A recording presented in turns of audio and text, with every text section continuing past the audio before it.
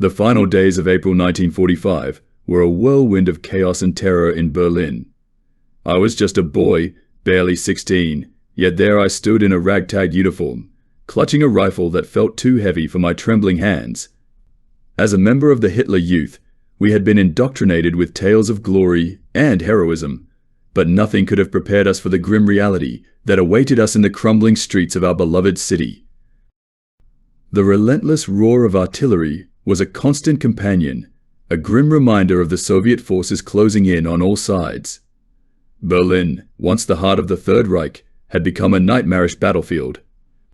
Buildings lay in ruins, smoke billowed from fires that seemed to consume everything, and the air was thick with the acrid stench of gunpowder and fear.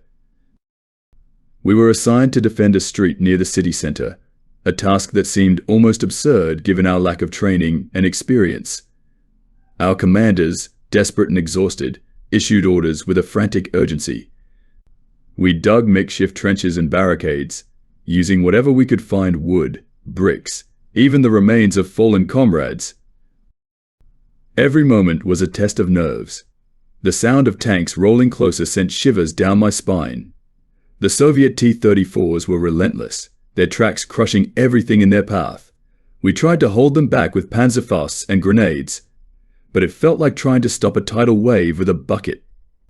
The ground shook with each explosion, and the cries of the wounded filled the air. Amidst the chaos, I saw friends and fellow youth members fall. Boys who had once been my classmates were now lying motionless, their faces pale and lifeless. The camaraderie we had shared in the Hitler Youth meetings now felt like a cruel joke.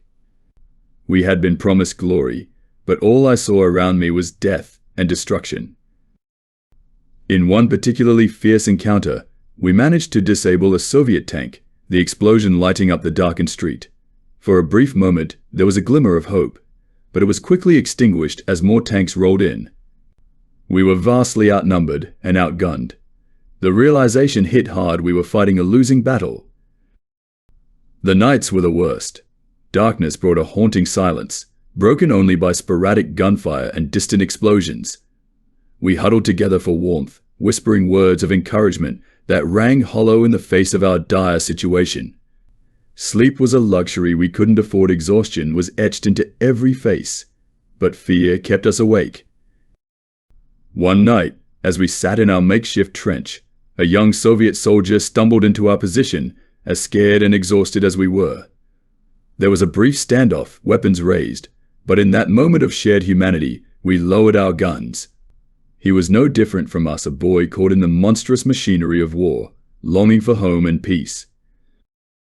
As the days dragged on, the sounds of battle grew closer to the city center. We heard rumors that the Führer had taken his own life. The news spread like wildfire, crushing whatever remnants of hope we had clung to. Our leaders had abandoned us, and we were left to fend for ourselves in a city that was being systematically torn apart. In the end, the inevitable came. Soviet soldiers flooded the streets, and we were overrun. I dropped my rifle, too exhausted and broken to resist any longer. As I was captured, I couldn't help but feel a strange sense of relief. The battle was over, and I had survived. The Battle of Berlin was a harrowing experience that shattered the illusions I had been fed as a member of the Hitler Youth. It was a brutal awakening to the horrors of war and the futility of the cause we had been forced to fight for. As I sat in captivity, the weight of everything I had witnessed pressed down on me. I was no longer a boy seeking glory. I was a survivor, carrying the scars of a battle that had forever changed me.